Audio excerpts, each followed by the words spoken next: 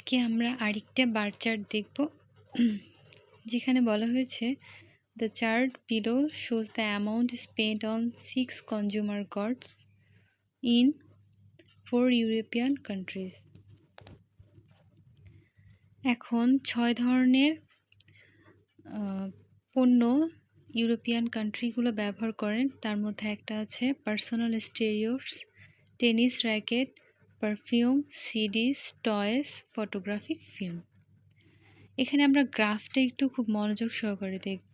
প্রথমটা সাদা যেটা, সেটা হচ্ছে জার্মানি।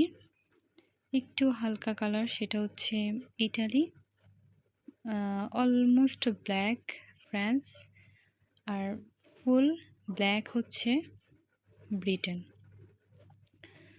তো এখান থেকে আমরা দেখতে পাচ্ছি যে the chart furnish information on expenditure, ব্যয় আর কি, সেটা হচ্ছে 4টা ইউরোপিয়ান কান্ট্রিজের মধ্যে তারা কি পরিমাণ প্রোডাক্ট ব্যবহার করে।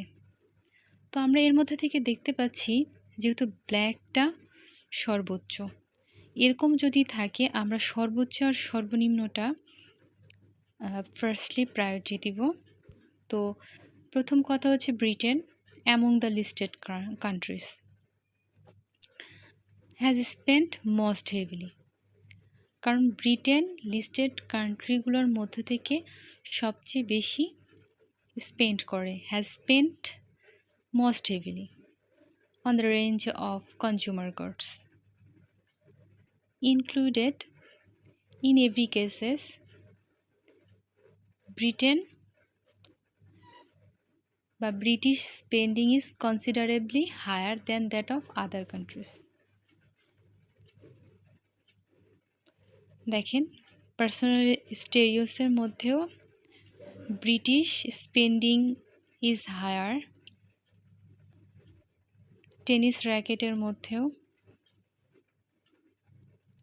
পারফিউম, সিডিস, টয়েস, ফটোগ্রাফিক ফিল্মের মধ্যেও।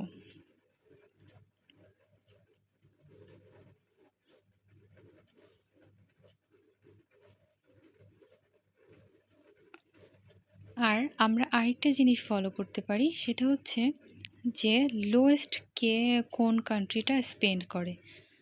তো আমরা বিশ্লেষণ করে যেটা দেখা যাচ্ছে যে Germany is generally the lowest spender in this graph. This is most evident in photographic film. Photography ফিল্মে জার্মানি খুব কম স্পেন্ড করে।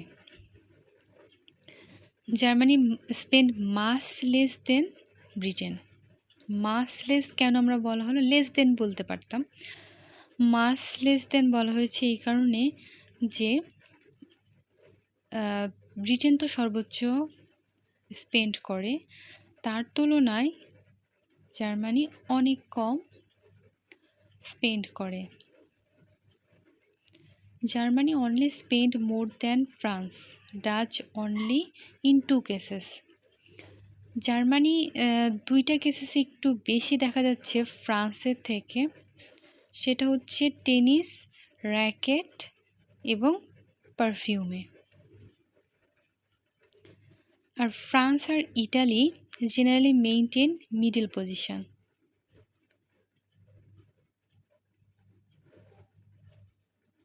Averaging approximately similar spending overall.